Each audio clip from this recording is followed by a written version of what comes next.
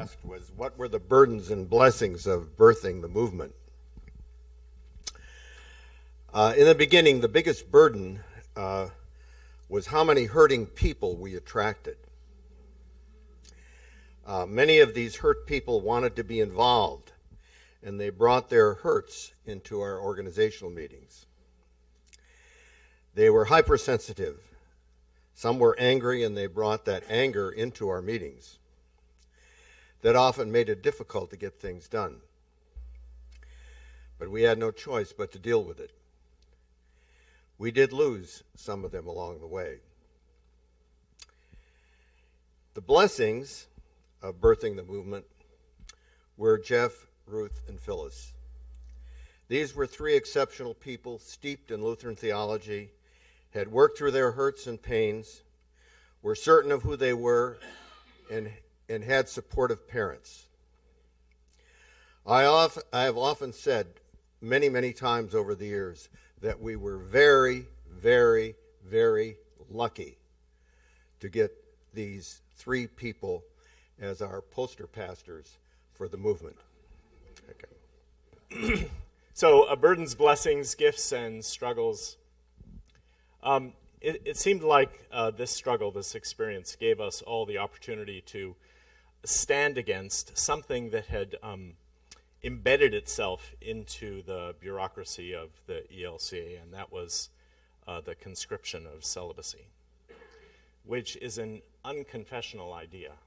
And it offered to us the opportunity to stand in principled resistance to this thing that confessions don't recognize this idea as valid or as anything that furthers our authenticity as human beings in relationship with one another.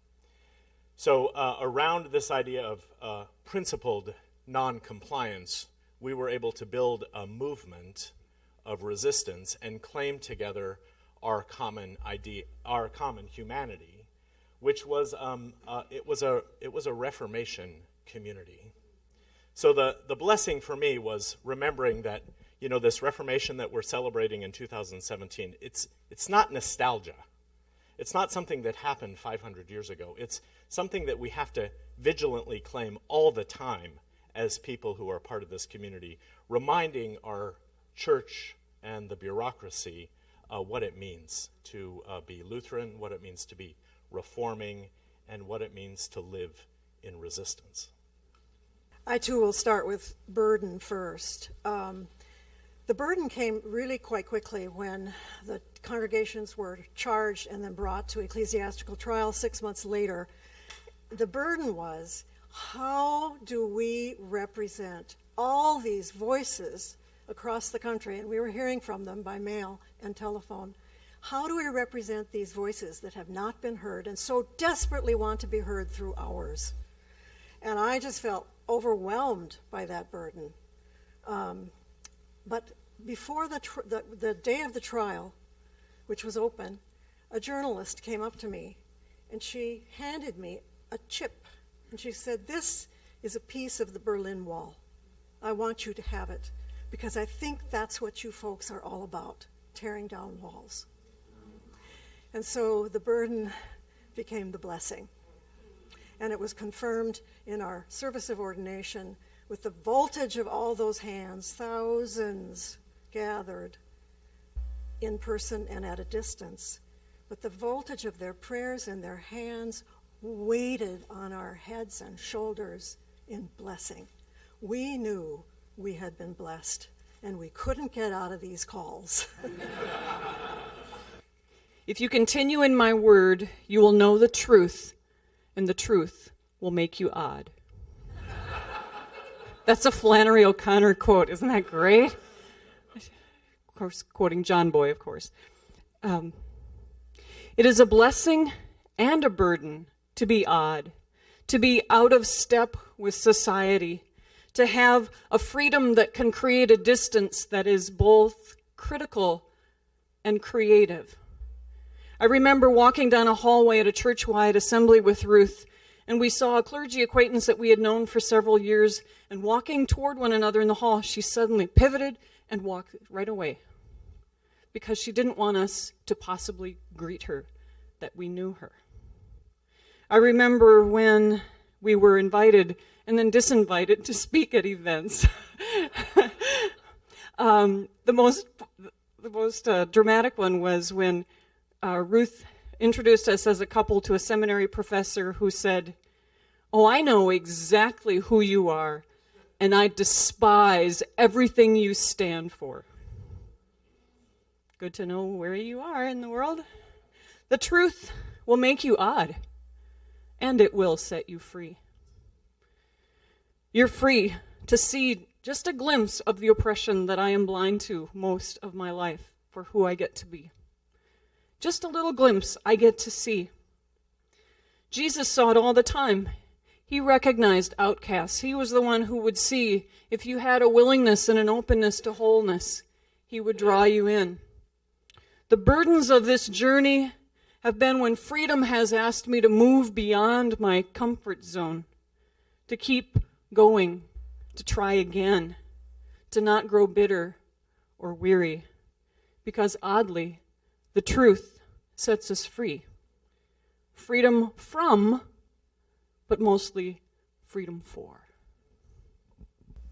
And I'd like to start with the hard stuff first. As a returning member to an organizational church, I had missed 20 years. I think that's 2 or 3 hymn books.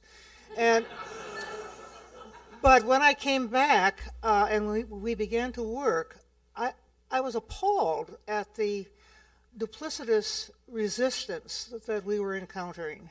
I just found it very, very difficult to believe it, particularly on the part of pastors who I had always considered to be very special and loving people. That was difficult, and then when I saw that played out in the lives of so many of the people that we met early on, and I don't need to tell you anything about that because you've all experienced it. The blessings, though, were tremendous.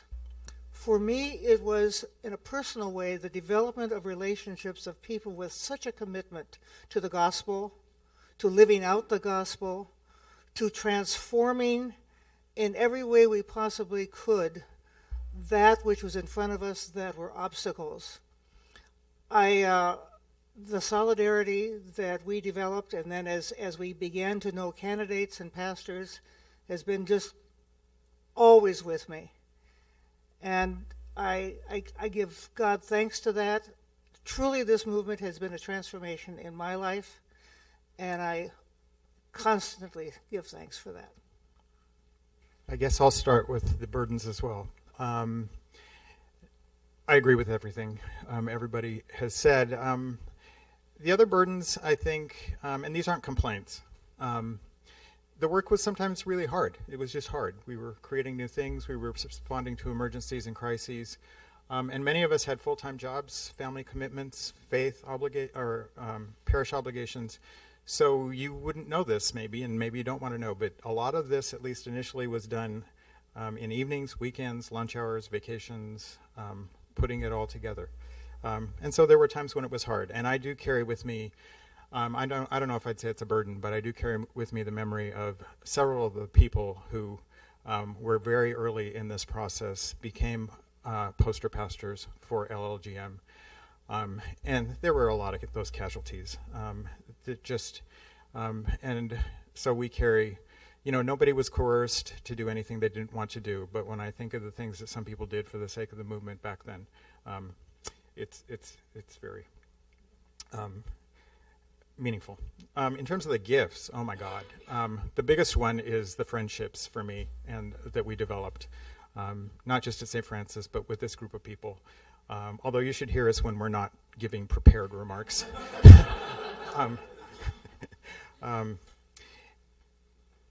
The other thing, the movement did give me something to believe in. I did recover my faith. Not only did I rediscover it, but it was completely reborn and strengthened, and it's stronger than it was ever been.